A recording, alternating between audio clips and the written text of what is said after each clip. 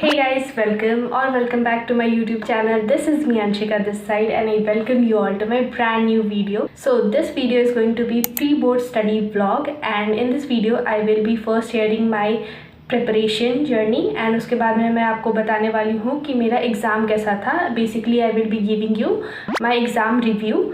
सो अभी तक मेरे 4 एग्ज़ाम्स हो गए हैं एंड लास्ट वाला भी बचा हुआ है एंड उसके लिए मेरे पास में 2 दिन की छुट्टी है.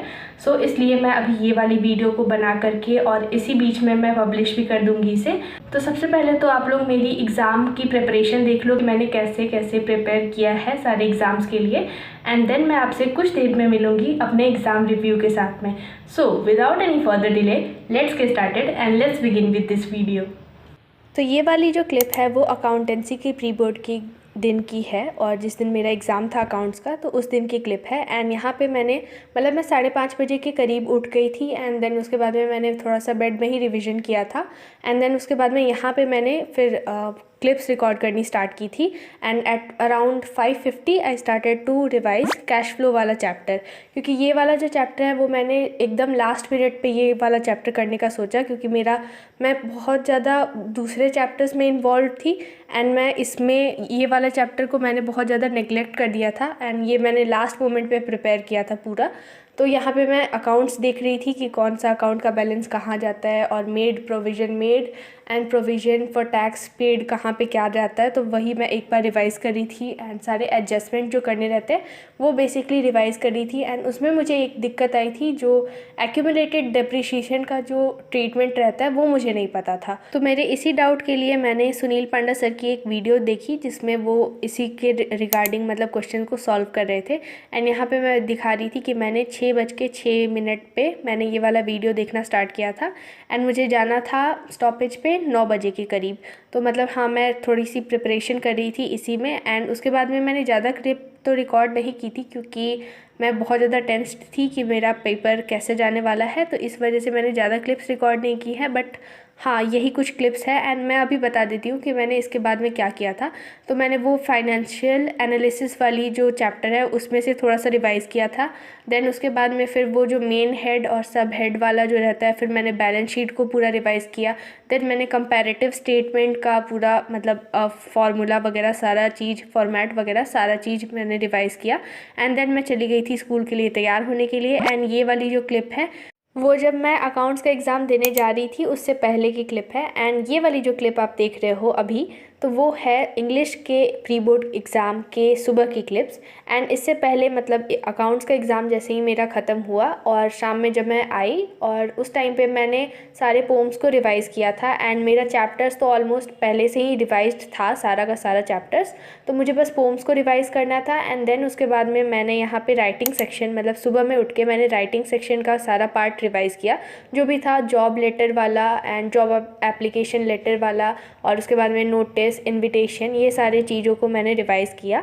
तो इंग्लिश के एग्ज़ाम के बाद में मेरा था फ़िज़िकल एजुकेशन का एग्ज़ाम एंड फ़िज़िकल एजुकेशन में मैंने कोई भी क्लिप्स रिकॉर्ड नहीं किया क्योंकि मैं क्या करती हूँ ना कि मैं फ़ोन ले लेती हूँ और मैं पूरे घर में घूमते रहती हूँ और घूम घूम के मैं सारे नोट्स को रिवाइज़ कर लेती हूँ. तो इसलिए मैंने कोई भी क्लिप्स रिकॉर्ड नहीं की थी फ़िज़िकल एजुकेशन के लिए. एंड नाउ लेट्स सी कि मेरे एग्ज़ाम्स कैसे गए. So now coming to the exam review वाला पार्ट. तो सबसे पहले मेरा एग्ज़ाम हुआ था अकाउंटेंसी का एंड उसके बारे में कुछ ना ही बोला जाए तो ही अच्छा है. मतलब लॉन्ग स्टोरी शॉर्ट मैं बताती हूँ कि एग्ज़ाम टाइम पे ख़त्म नहीं हो पाया. MCQ काफ़ी सारे छूट गए हैं एंड उसके वजह से बहुत ज़्यादा डिप्रेशन में चली गई मैं एंड एग्ज़ाम अच्छा नहीं हुआ. बेसिकली एग्ज़ाम अच्छा नहीं हुआ. हर एग्ज़ाम मतलब हर अकाउंट्स का एग्ज़ाम मेरा अच्छा नहीं जाता है एंड सिमिलरली ये वाला एग्ज़ाम भी अच्छा नहीं गया. तो उसको साइड में रखते हैं, उसका दुख दर्द अलग है. तो वो अब मैं थोड़ा सा उससे मूव ऑन कर चुकी हूँ क्योंकि मेरे पास में और भी बहुत सारे सब्जेक्ट्स थे. तो या उसको हटाते हैं, वो बहुत बेकार गया. नाउ कमिंग टू इंग्लिश वाला एग्ज़ाम क्योंकि मेरा सेकेंड एग्ज़ाम जो था वो इंग्लिश का था. तो वो उसमें सारा पेपर अच्छा था, काफ़ी अच्छे से पेपर आया था एंड रीडिंग सेशन काफ़ी ज़्यादा इजी था, राइटिंग भी काफ़ी ज़्यादा इजी था. लिटरेचर में थोड़ी सी दिक्कत हुई थी मुझे क्योंकि उसमें कुछ पर्टिकुलर वर्ड्स थे जो मुझे समझ में नहीं आए. उसको मैंने सही से अंडरस्टैंड किया है या नहीं किया है क्योंकि उसी के वजह से मेरे मार्क्स कट सकते हैं. तो हाँ वो चीज़ था। एंड मैं उसमें थोड़ा सा ज़्यादा अच्छे से उसको लिख सकती थी, बट मैं लास्ट में जाके इंग्लिश वाले एग्ज़ाम में काफ़ी ज़्यादा टायर्ड हो गई थी लिख लिख के मेरा दिमाग अब थोड़ा सा वो हो गया था, ब्लैंक चला जा रहा था। तो इस वजह से मुझे जो भी मेरे दिमाग में आया मैंने लास्ट में लिख दिया था। उसे मैं थोड़ा सा और अच्छे से प्रेजेंट कर सकती थी, बट वो मैंने नहीं किया। बट हाँ, एग्ज़ाम अच्छा था। लिटरेचर वाला पार्ट मुझे थोड़ा सा डिफ़िकल्ट लगा, बट एनीवेज एग्ज़ाम सही था। Now moving to physical education वाला एग्ज़ाम। तो फिज़िकल एजुकेशन का जो एग्ज़ाम था वो काफ़ी ज़्यादा अच्छा रहा। मतलब मैंने जो भी पढ़ाई की थी एग्ज़ाम के लिए फिज़िकल एजुकेशन की, बस उसी में से आया और मेरा पेपर बहुत मस्त हुआ है। मतलब बहुत अच्छा गया मेरा पेपर। एंड बस वही एक पेपर है, मुझे लगता है कि मतलब मुझे उसमें काफ़ी ज़्यादा अच्छे से कॉन्फिडेंस है उस पेपर के लिए। सो हाँ, वो था मेरा फिज़िकल एजुकेशन का पेपर। एंड देन अब बात करते हैं बीएसटी की।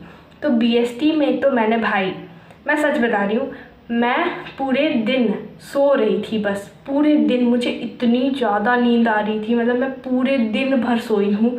एंड मैंने बस एक चैप्टर, लेजिट मैंने एक चैप्टर रिवाइज़ करके मैं गई थी, और वो भी बस जिस दिन मैं आई एग्ज़ाम देके सैटरडे के दिन, उस दिन मैंने कंज्यूमर प्रोटेक्शन वाला जो चैप्टर है उसको रिवाइज़ किया था।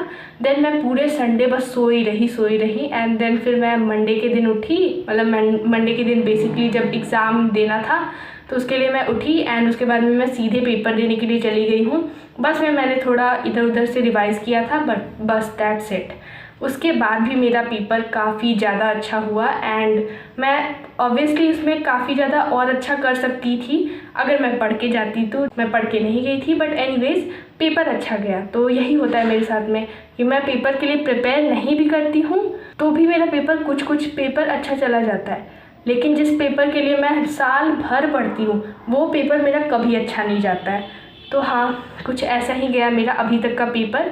और इंग्लिश का पेपर सही था, फिज़िकल एजुकेशन काफ़ी अच्छा गया, बीएसटी का पेपर भी सही गया, और अकाउंट्स की बात तो हम लोग ना ही करें तो अच्छा है। सो या अभी तक का मेरा पेपर का यही सीन था कि मेरा पेपर ऐसा ही गया है, ये चारों पेपर। एंड अब मेरा पेपर है, लास्ट पेपर है इकोनॉमिक्स का, और वो होने वाला है 16 जनवरी को। सो देखते हैं उसमें क्या होता है। एंड मोस्ट प्रोबेबली उसके लिए भी मतलब मैं बनाऊंगी स्टडी ब्लॉग, तो आप लोग को मैं दिखाऊंगी कि मैंने कैसे प्रिपेयर किया। So that was like pretty much it for this video, and thank you guys so much for watching this one. And if you like this video, then make sure to like, comment, share and subscribe to my YouTube channel because it motivates me a lot for making such type of videos for you all. And I would love to see your comments on this video. So yeah, thanks for watching.